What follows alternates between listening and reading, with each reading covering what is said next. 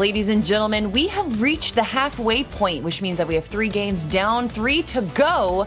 But who will stand up on top? Who will claim first place and walk away with $16,000 for first place out of the $250,000 prize pool that we put up here every month at the DreamHack Open featuring Fortnite? I'm your host, Hello Kelly Link. And of course, they haven't changed. They're still here. It's Balla TW and Shio Wager. And honestly, a lot hasn't changed. It seems like the 3 teams that have been performing really well continue to perform really well. However, we do have to give a special shout out to Benji Fishy's crazy elimination run that we got to see there, and I'm sure we're going to see it in the highlight reel, guys. Yeah, there was almost a super clutch there with the harpoon at the end as well. But for me, I'm actually switching tracks over on this hype train towards Teak and Seti. I feel like they can take the overall competition and we get a 3-time back-to-back. Before that, though, many elims from people like Noah Riley and Vidil, from Hen and X-Squeeze, they were going box to box and making sure that this game was theirs.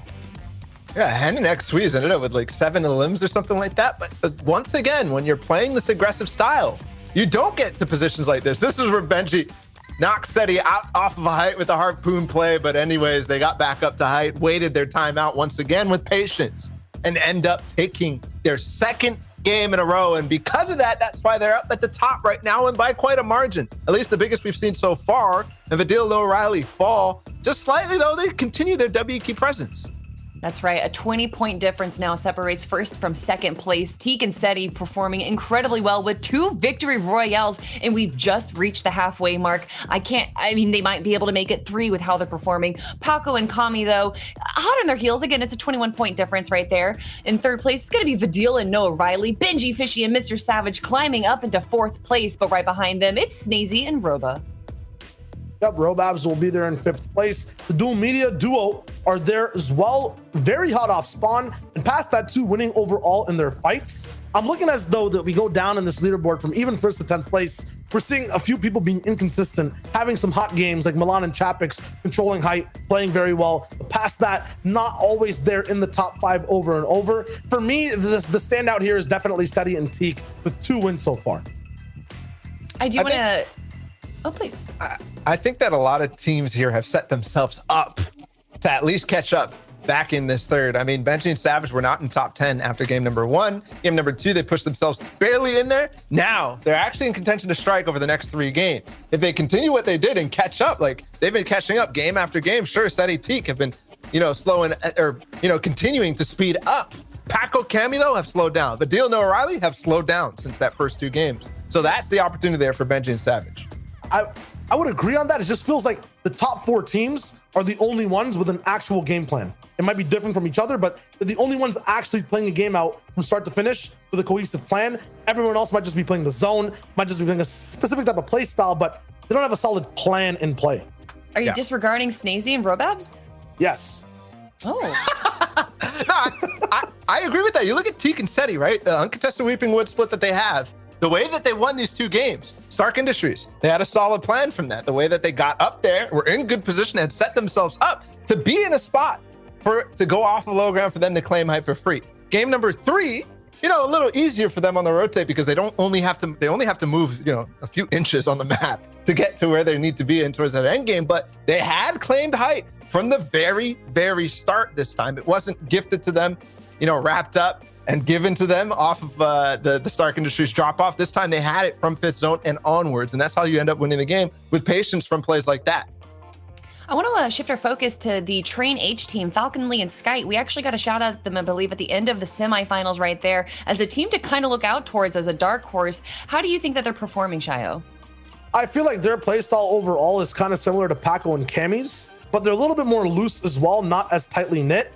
That's a good thing and a bad thing, though, because when things are going well, they don't capitalize completely on stuff. That's kind of bad. The good part about it, though, is if one player does go down, like if we see Skype go down, Falcon Lee plays very, very well as a solo. Meanwhile, if we look at the Paco Kami duo, they play very well. They capitalize hard sticking together. What we saw in that last game, they win together, but lose together too. We haven't seen many clutches from this duo. If one goes down, they both do. So that's kind of the differences between them two. 7th place overall, though, for Skype and Falcon Lee. They're playing pretty well. They have a good pedestal, as Balla said, to shoot for that top spot. We'll see if that happens. They're fighting off spawn, though. That's the issue for them. They lost game number 2 in 32nd place. Other 2 games were quite good. right? 8th place, 6 eliminations. 5th place, 3 eliminations. Besides that off-spawn death. So the question is, did they end up alphaing the spot? Which is, I think it was Retail Row, if I'm not mistaken. We saw them in game number 1.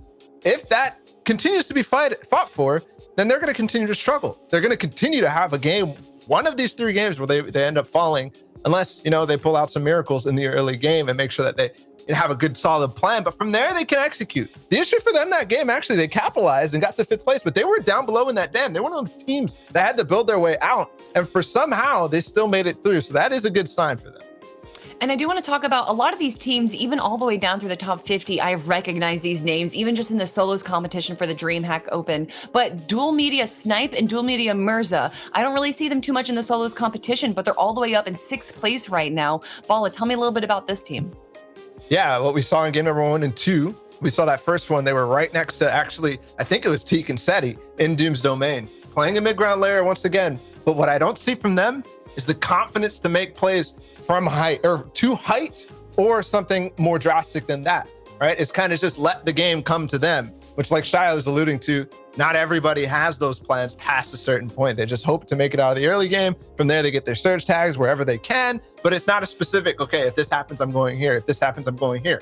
If for whatever reason I have an opportunity to go for height, I'm going to go for it. That flowchart is missing, I feel like, and that's what Shia was alluding to. Yeah, I mean, obviously they're not performing as well as our top 5 teams right here, but the Dual Snipe or the Dual Media team and the Train H team definitely seem to be on an upwards trajectory as far as their games are going. They're starting to fall into that upwards momentum. So hopefully we'll see them potentially cause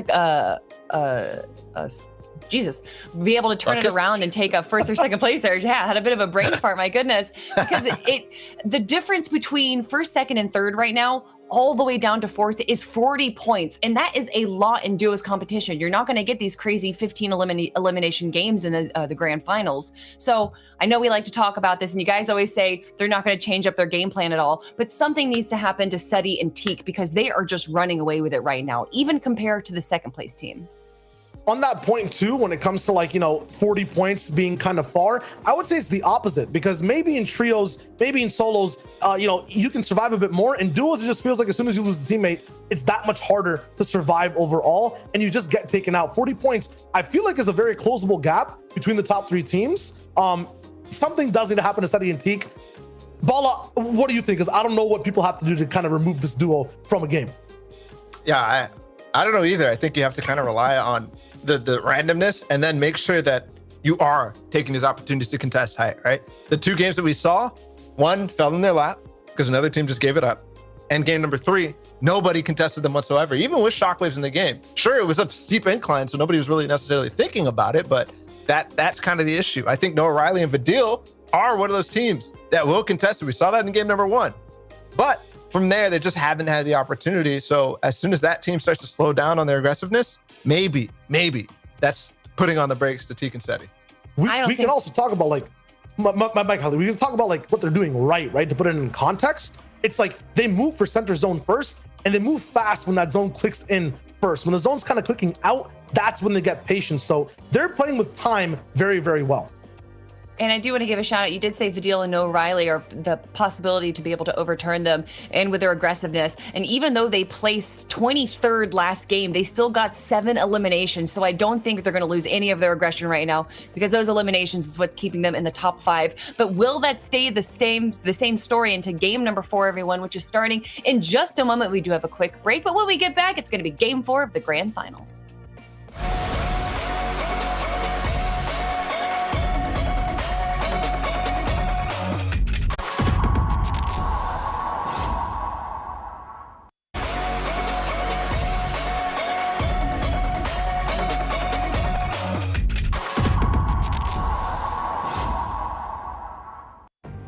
The name of the game for these grand finals, the streaks of 2. It's Teak and Seti with 2 back-to-back, and before that was Cammy and Paco with 2 back-to-back 2nd places. They're locked in a duel between the 2 for 1st place, but there's definitely so many, especially as we hop into game number 4. We got 3 more to go, and there's still so many contenders. Yep, 40 points between that top 3. That's the difference. Vidil and Noah Riley are on the back foot of it. But every game, they're getting more elims and inching closer and closer to that 1st place slot. someone has to try to dethrone Seti and Teak. You won't see it here in the early game. For the early portions, it's all about these drops. How do these fights go down? CRR and Wolfies are at war. Yeah, with Kiriachi and Putrick as well in Slurpy Swamps. Another fight here, Flixie and Zinni. 50-50 in a building where things like this will happen, but both pick up shotguns. It's Krusty who gets the better of Flixie though, and Zinni as well goes down the Relvitz. Meanwhile, so many other 50-50s potentially happening on the map.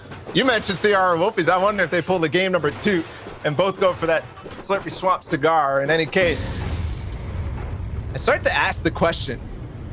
You know, Kelly was talking about what team can stop Seti and Teak and what is it going to take.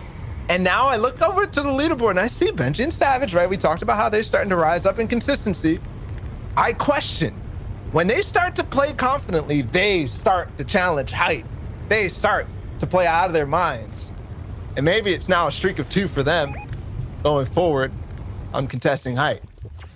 There's too many duos jumping over to height though.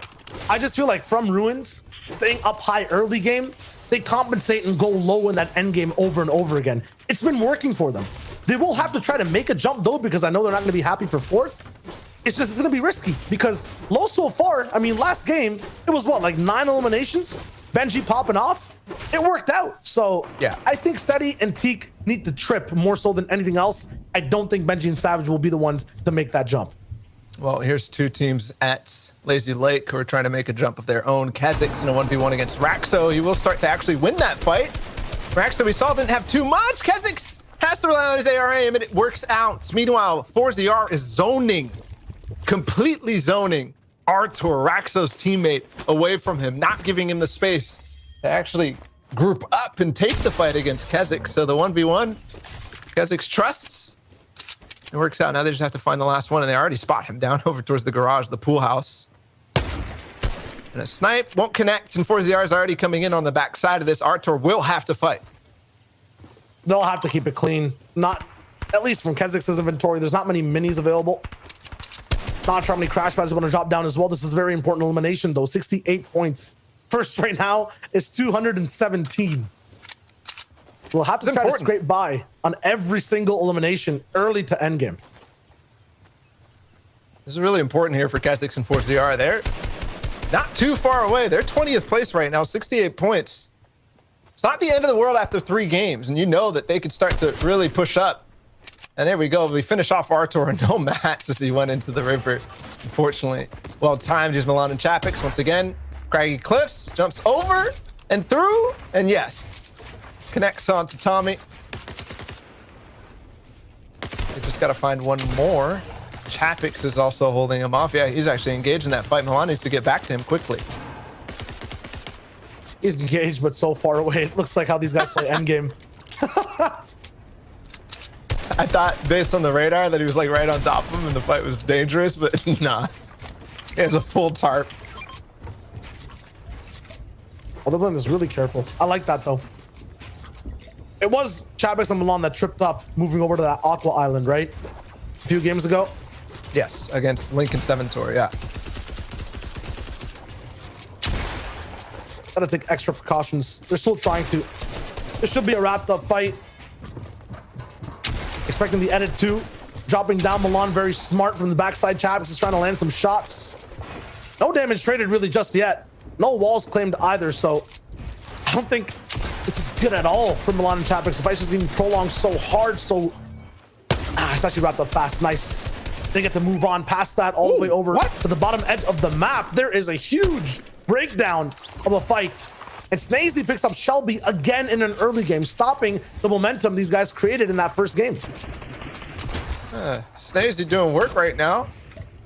Has to find the other one though. I thought he actually found somebody else too. Actually, yeah. It was Blackie down below. He got picked up, so there's 2 teams involved in this fight. Maybe a third too. There's 3 teams in this fight in total, I think, and then another team coming in from the back on the southern portion of the map that should be very low key, but it's on full blast. There's like probably a beacon or a megaphone somewhere attracting every single person. Has to be the shots. Everyone healing up now. Snazy, the last of his heals, has to drop down all the way to a med kit to get back up to 150. 83 people still alive. So although there's more action all across the map, it's still as stacked as ever. 8 players right here on the south side of the map too. Meanwhile, it's all quiet in the woods. There's no horrors laying in wait for the first place team. Teak and Seti are literally picking mushrooms compared to everybody else struggling for some sort of space. That's the respect we talked about when we first started, and that's what's putting them in the position right now. And anyone at Holly is not going to go down towards Weeping with this zone. They'll move into Salty fast. They'll try to pick up those henchman chests. So no one from the north is really going to affect Teak and Seti. They can skip Salty Springs altogether if they want as well, avoiding this green arrow trio you see on that mini-map. It'll be Nightboard. The company past that too at the ruins. You know that Benji and Savage are waiting, but they're not ones to get into a random mid-game fight unless they get a pick and a tag. Savage snipes have been active so far today. We haven't seen much of Thomas HD at all. Back down though to this fight. One of those duels is disengaged. A big 144 for Blackie. He takes a lot of damage though in that trade. Is there still another duel alive, or is it done? Is it over? I think they disengaged over towards the west side. Those orange arrows right there. So yes, it's over. Finally. And with that, what is that? 5 people down in that one fight alone. And one more will get picked back up. So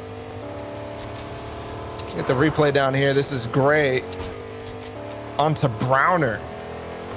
So Save It and Browner, who started to catch back up a little bit,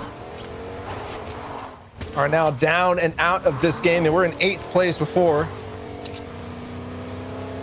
They're gonna fall out of top 10 once again. Also didn't even realize that fight we were watching on the south side of the map, Snazy and Robabs, these guys are in 5th place. Yeah. And they boost up now very close. Actually way past Benji and Savage, close to Vidil and O'Reilly. Yeah, when you said basically no, when Kelly was like asking whether or not these guys had a chance, apparently they figured out a plan, right? Because pushing into a fight that they might know has actually been happening time and time again, and coming out that far ahead is a very good sign for their chances. Snazy and Robabs could catch back up. So many French representatives, so close to them too. French speaking, I should say. Nothing I ever want happens, man. My predictions never work. Calling out Snazy Robabs, they clap back. I want trucks to work. There's dual snipes going down from Scram and Ref's guard. You're putting the trucks a little down here. We just saw Teak and Seti get all the way to center zone at first, like. Yeah, man, but they have to call off the lease, and it's only the first zone. I want to see more vroom vroom action, man. Yeah. Well, good thing you're a caster. We can maintain the neutrality and not have to fanboy over our picks, because we're here to talk about what's going to go through Seti and Teak center zone. Nobody picked these guys, and it's unimportant. What's important is that they're in the lead, regardless of who picked them or not. We go forward with them 21 points ahead of 2nd place right now. Paco and Cammy, with their streak ending after game 3 of 2nd places, are 21 points behind. This is starting to be dangerous. All right, that's a lot of placements. It is only 4 elims, so something like that can change, but we know Cammy and Paco are playing the long con placement game rather than anything else. This is scary though. Teak and Seti will not engage against, oh, but they're actually gonna crash pad in. Oh, dangerous. Thomas HD comes out of nowhere from Dirty Dogs, builds over and just crash pads in. Maybe they need Surge. And I think they got a little bit of damage on the Seti. It's Tayson 2. Don't forget, one of the most fearsome duos that just newly formed. Both these players are very good from long range, and when they get angry, when they get in boxes, Thomas does know how to deal damage. Ramps blocking shots. No. Teak down. Teak is down. 1st place. One of the duos is gone. Seti is on the back wall. He does trade slightly. Is it going to be possible? A 1v1 now. Seti versus Tayson.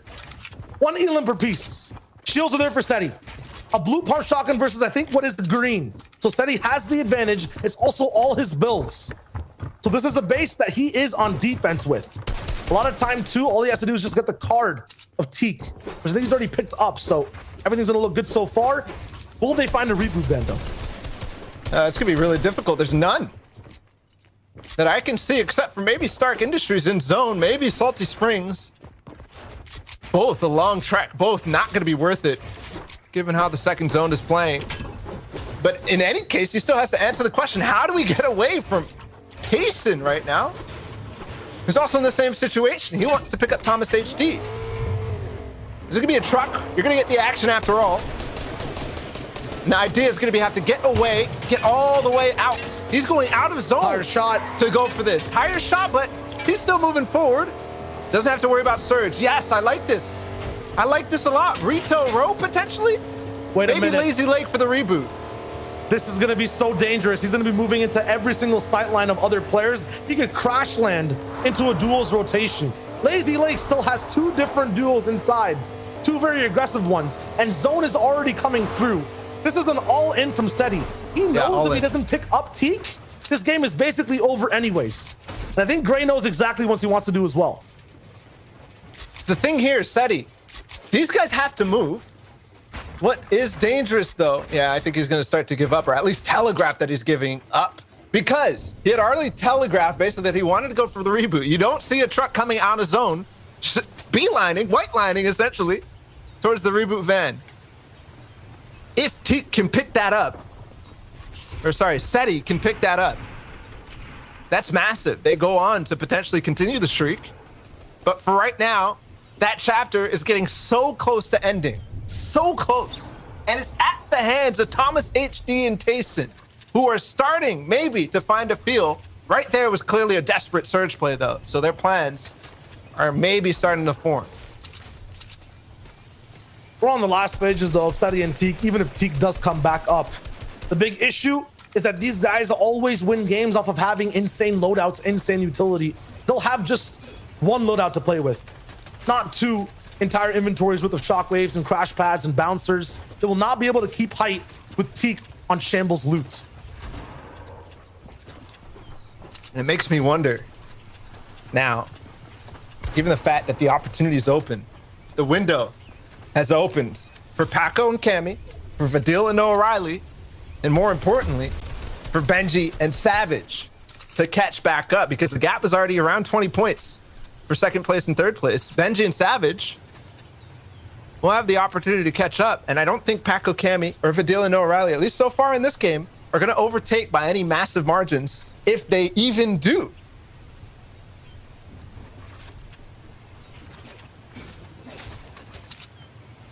There'll have to be some sort of bounce back. I think that Elims have to be there this time. People will have to reach out and not play super safe as they have been super consistently if they want to overtake anyone beside them. Here is patient play, though, from Bad Sniper. Breaking down lower and lower into these boxes. Pink is already down. Two individuals from separate duels already down. Revives will not come through either. Not Bad Sniper's wall. He could get edited on from the backside. Monster Muncher, though, is gonna big chill for the moment. Edits are there, though, from Bad Sniper. Every other duo is just rotating on away and past this fight. Zone is near the ruins.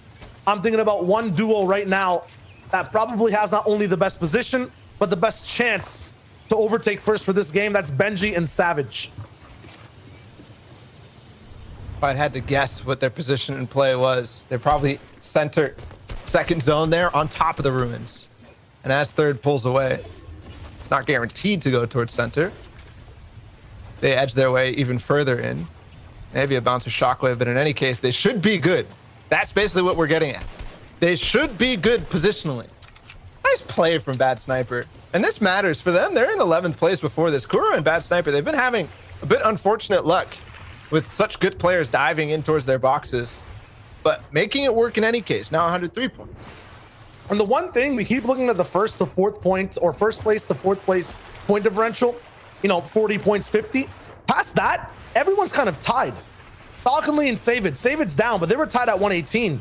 Milan Chapix, Kiriachi Putrik, Kura Bat Sniper, who are on your screen right now, these guys were like 3 points next to each other on the leaderboard. For these guys, every Elim will change the story of that standings leaderboard. Every elim will get them closer towards that top 5. That's what they're aiming for first. And then after that, they'll jump up to first place if they have another good game. But it is so close for a lot of teams that are alive right now.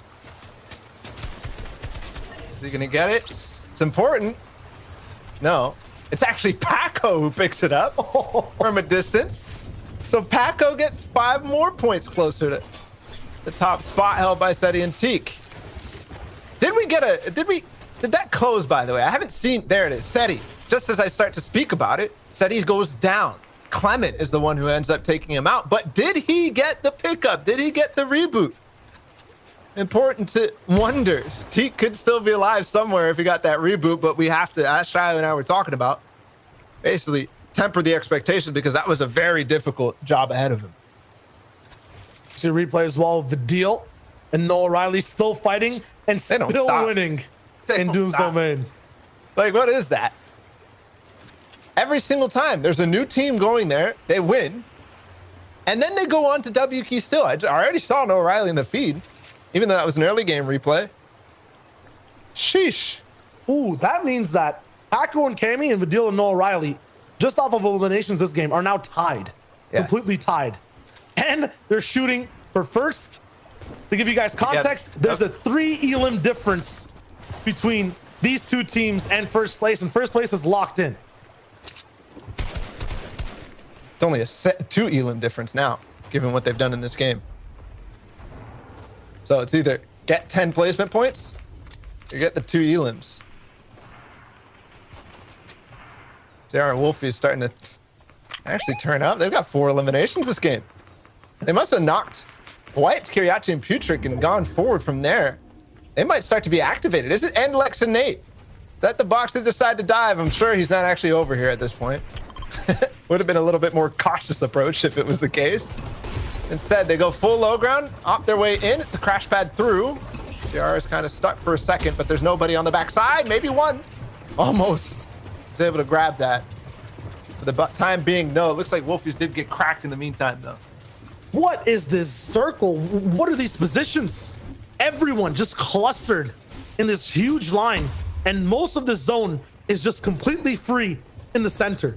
We would usually see Seti and Teak controlling that center position, but with them gone, it's actually completely open, up for grabs for anyone else to control this game. And Noah Riley and Vidil, in the meantime, did pick up another elimination. So not only they overtake second place, but one more elim and they'll take first. CR Wolfies are gonna go in, yes! 2 players stuck in the same box. But it ends up costing CRR dearly because now he's stuck. Wolfies is not with him. Ruben is actually gonna be able to escape, and Zax has an edit on him. But it doesn't matter, CRR will turn and take him out. Zax's now left in the cone right above them. Everyone always asks, how can I get metal on the map? It just seems so difficult. W key, get someone else's metal, just like CR is doing right now. Full mats, they were so shambles before, but they're pushing off of one body.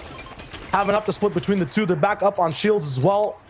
Crash pads down though, so keying gets that much more difficult. And there's Paco and Cammy on the left side of your screen. Currently right now, looking to overtake first. They're effectively in third. 1 elim behind Vidil and Noah Riley. Skite and Falconly are up. Also saw Snazy and Robabs right on the side of this. Nate and Adelex, we're starting to position for a height, but with the 5th zone revealing and starting to move, it goes even further away. Here it is down that southeastern corner of the map, or at least in the center of that 4th zone. So what else is happening? There's no Riley, there's Benji Fishy. I was looking at the zone and it looks like it was a max distance zone for Benji Fishy. And they elected to go towards the south side instead of come in through the north. Being on the north is so much better. We're looking at the south side right now. It is jam-packed. Shelby and Steelix alive in this game. Here are Paco and Cammy. Also, it looks like on that south side. The zone pulls towards the right. It'll be all about height, and multiple duos will go for it. If it bounces back, low ground will have a little bit more room to breathe. So let's see what happens in these next 2 seconds. it will be a zone that pulls back towards the left, a little bit towards that northern side. So any bases by Benji and Savage will be effectively good, but Paco is taken down by Scram. These guys are always somehow taking off duos who look so good. Paco's eliminated, Cammy at 10 HP. And like we said before, when they're left alone, it's not as crazy as they are when they're together, getting towards second places multiple times. But when they get knocked, they both go down in similar fashion. Cammy low HP might end up having the same situation. Andalex and Nate, 35 points for them. Not so far a good day, but this is where you turn things around. Vadil gets 2. It's Hen and Xweeze once again. They've knocked him twice. Andalex will find one, though. It's ref's guard, so Scram and crew not going to continue forward. Scram is still alive, but just under, or just above Nate and Andalex. So before this end game actually starts, we have a new first place duo. That is Vadil and Noah Riley. How far can they actually get and extend their lead is the question.